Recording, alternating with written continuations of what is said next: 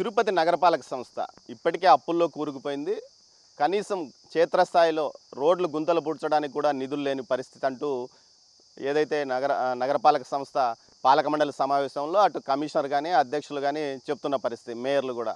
అదేవిధంగా సిబ్బంది కూడా, ఇంజనీరింగ్ డిపార్ట్మెంట్ కూడా అదేవిధంగా ఉంటుంది. గత 5 సంవత్సరాలుగా నగరపాలక సంస్థలో చాలా కాలనీల్లో నగరపాలక సంస్థ నుంచి నిధులు మాత్రం విడుదల చేయకపోవడంతో చాలా కాలనీల్లో మోకాళ్ళ లోతు గుంతల్లో పూరుకుపోతున్నాయి. అయితే నగరపాలక సంస్థ కమిషనర్ ఉండటానికి కూడా కోట్లాది రూపాయలు వ్యయం చేసి ఓ బంగ్లా నిర్మిస్తున్న పరిస్థితి. ఆ బంగ్లా కూడా ఏదైతే టీటీడీకి సంబంధించి ఇది ఎస్వి యూనివర్సిటీ కాంపౌండ్లో ఉన్న స్థలము, ఎస్వి యూనివర్సిటీకి సంబంధించిన స్థలంలో ఇక్కడ ఒక అధునాతనమైన బంగ్లా నిర్మిస్తున్నారు.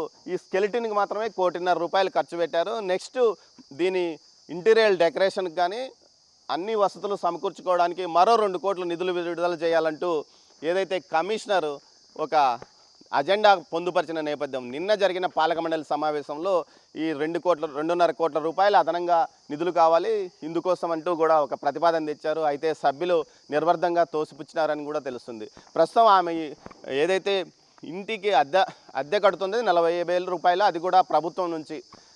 అంటే నగరపాలక సంస్థ కమిషనర్ ప్రస్తుతం ఉన్న నివాస గృహానికి ₹40,000 అద్దె కడుతున్నట్లు సమాచారం. అది కూడా నగరపాలక సంస్థ నుంచి వసూలు చేస్తున్నారు. మొత్తం మీద మనం ప్రస్తుతం చూస్తున్న నగరపాలక సంస్థ కమిషనర్ కోసం కడుతున్న ఈ బంగ్లాలో 4 బెడ్రూమ్స్తో పాటు పోర్టికో, హాలు, పెద్ద ఎత్తున విలాసవంతమైన భవనాన్ని నిర్మిస్తున్నారు. అయితే ఒక ఐఏఎస్ ఆఫీసర్ ఉండడానికి కానీ, నగరపాలక సంస్థ కమిషనర్ ఉండడానికి అది కూడా టీటీడీ స్థలంలో కట్టడం.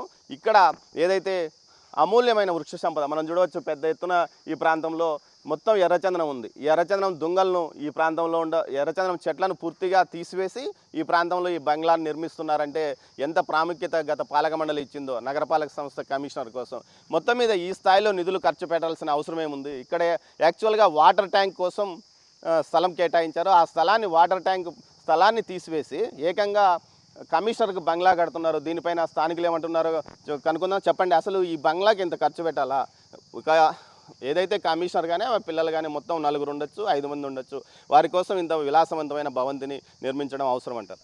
ఖచ్చితంగా ఇది గతంలో జరిగినటువంటి అధికార దుర్వినియోగం అని కాకుండా విచ్చలవిడితనం అనొచ్చు. మమ్మల్ని ఏం చేసుకుంటారు, మేము ఏం చేస్తే అదే చట్టం అనే రీతిలో వ్యవహరించడానికి గల కారణం ఇది.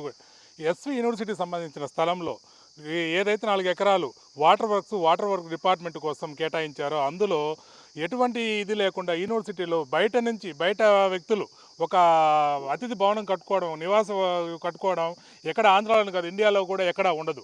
ఒక యూనివర్సిటీ స్థలం అంటే యూనివర్సిటీకి సంబంధించినటువంటి వీసీ కావచ్చు, రిజిస్ట్రార్ కావచ్చు, యూనివర్సిటీకి సంబంధించినటువంటి బిల్డింగ్స్ మాత్రమే కట్టుకోవాలి. అలాంటిది వీళ్ళ అహంకారానికి నిదర్శనం ఈ బిల్డింగ్.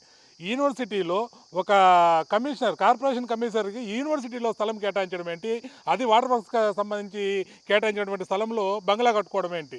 ఇది ఎంత బాధాకరం అంటే వీళ్ళకు ఉన్నటువంటి ఆస్తులన్నింటినీ వీళ్ళు లీజు రూపంలో వాళ్ళ అనుయాయులకంతా ఇచ్చేసుకొని ఇలా టీటీడీ మీద, మఠం భూముల మీద వీళ్ళు పడి ఇవి కూడా ఆక్రమించుకోవడం.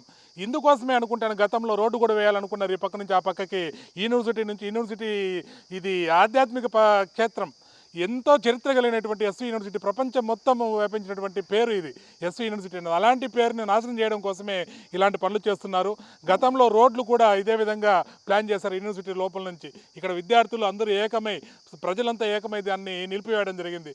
కానీ ఈ బిల్డింగ్ ఏమాత్రం ఎవరికి చాలామందికి తెలియదు ఇక్కడ బంగ్లా కడుతున్నారు అని.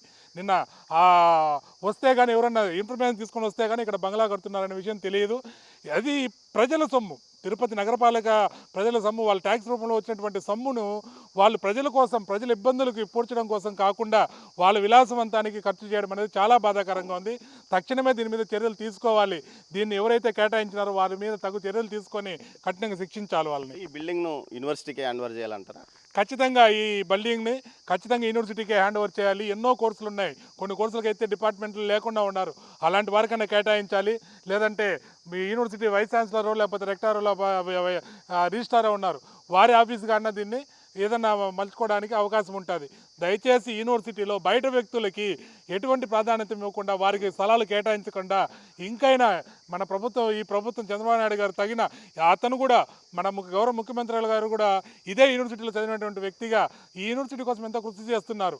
ఆయన వేడుకుంటున్నాం, దయచేసి ఎస్వి యూనివర్సిటీలో జరిగిన అక్రమాల మీద దీని మీద కూడా ఒక విచారణ కమిటీ వేసి ఎవరైతే దీనికి బాధ్యులో వారిని కఠినంగా శిక్షించాలని వేడుకుంటున్నాను. ఏదైతే యూనివర్సిటీలో మొత్తం ఇటు సాంస్కృతిక యూనివర్సిటీ, ఇటువైపు సంస్కృత వేద విశ్వవిద్యాలయము, ఓవైపు పద్మావతి మహిళా ఏదైతే పద్మావతి ప్రభుత్వ ఆసుపత్రి, దీని పక్కన పచ్చని చెట్ల మధ్య రాజకీయ కారణాలతో ఉన్న ఒక అధికారి నివాసాన్ని ఇక్కడ ఏర్పాటు చేయడాన్ని తీవ్రంగా వ్యతిరేకిస్తున్నారు స్థానికులు. వెంటనే దీన్ని రద్దు చేయాలి, ఖచ్చితంగా ఇది యూనివర్సిటీకే అనుబంధంగా పనిచేసేటట్లు చేయాలి. కానీ నగరపాలక సంస్థకు సంబంధించిన వేలాది బయట సంబంధించిన ఆస్తులు దండిగా ఉన్నాయి. అక్కడ ఆమెకు వసతి గృహం, ఏదైతే నగరపాలక సంస్థ కమిషనర్కు ఒక వసతి గృహాన్ని కానీ ఏర్పాటు చేయాల్సిన అవసరం ఉంది. కానీ యూనివర్సిటీ మధ్యలో, విద్యా సంస్థల మధ్యలో ఇలాంటి నిర్మాణాన్ని చేపట్టడాన్ని తీవ్రంగా వ్యతిరేకిస్తూ ఉన్నామంటూ విద్యార్థి సంఘాలు కూడా చెప్తున్న పరిస్థితి. మొత్తం మీద ఏదైతే నగరపాలక సంస్థ కమిషనర్ యొక్క ఇంటికి, నివాస గృహానికి 5 కోట్ల రూపాయల వరకు వెచ్చించాలని నగరపాలక సంస్థ అనుకోవడం మాత్రం ఎంతో దారుణమైన విషయమని స్థానికులు అంటున్నారు. ఇది ఇక్కడి తాజా పరిస్థితి. కెమెరా పర్సన్ పురుషోత్తంతో దామోదర్, తిరుపతి నుంచి. For more videos like this, subscribe Big TV channel.